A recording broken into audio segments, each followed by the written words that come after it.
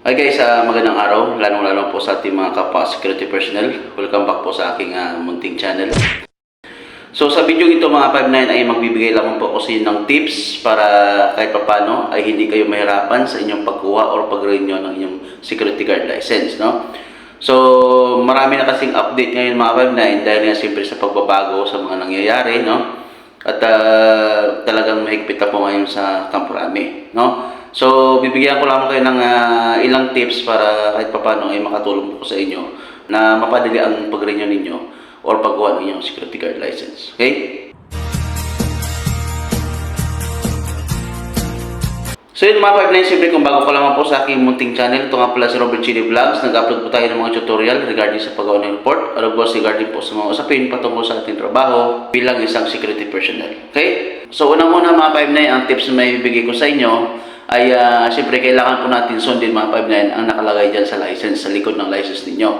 Na kailangan 60 days before expiration ay kailangan na po ninyo mag-renew. So dahil mga 59 talagang medyo mahigpit po ngayon ang Camp Crame, masilan, mahirap po talaga ang sitwasyon ngayon. Lalong-lalo na po, marami pong nangyayari na involve yung security personnel, yung mga kapwa nating gwardiya. So kaya kailangan po natin ay mag-renew ng maaga or kumuha ng maaga para kahit paano hindi tayo maabutan ng expiration ng ating license, no? Kasi siyempre, yun nga, mahirapan din tayo. Okay? So, pangalawang 5 na tips na pwede ko maibigay sa inyo is kailangan na po ngayon mag-exam actual sa neuro. Okay? So, dahil nga po siyempre sa mga nangyayari, sa mga 5 natin, talagang napakahigpit po sa neuro. Kaya marami po nagsasabi na ang renewal ng license ngayon is 1 week lang, 2 weeks kuha na, no? So, hindi po totoo yun. Marami pong nagsasabi sa akin yan, nagko-comment sa akin na mabilis lang daw mag-renew ngayon.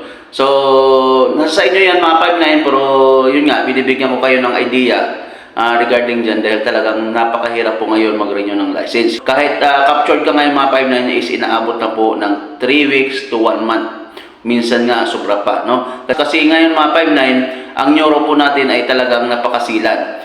So, after nyo kasi mga 5-9 mag-exam sa neuro is dadalhin po yan, no, sa loob ng Camp Crame for validation. Then ang validation period natin mga 5-9 is inaabot po yan ng 3 weeks hanggang 1 month, no?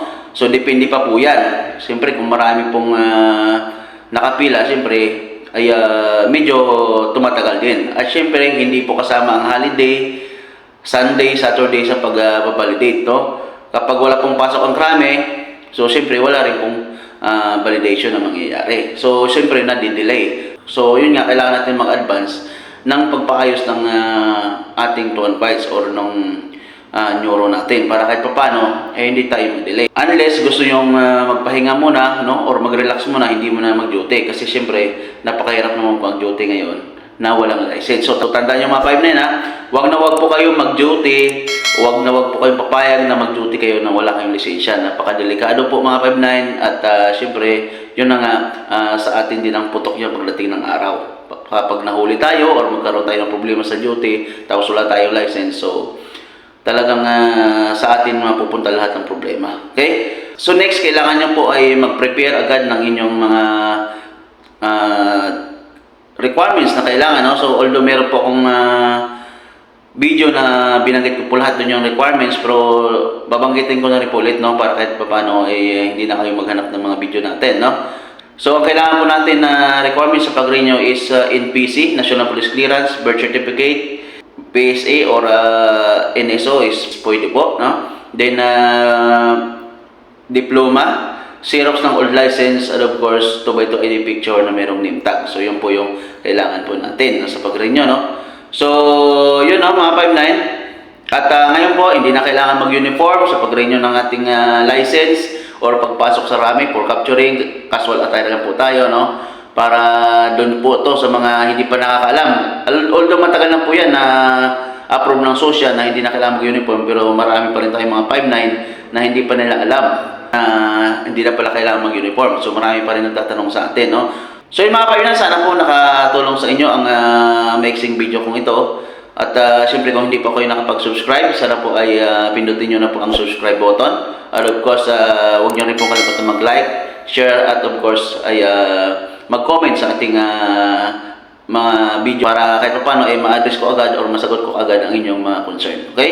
So yun lang mga 5-9. Maraming salamat po sa patuloy na suporta sa aking mga video. God bless us all.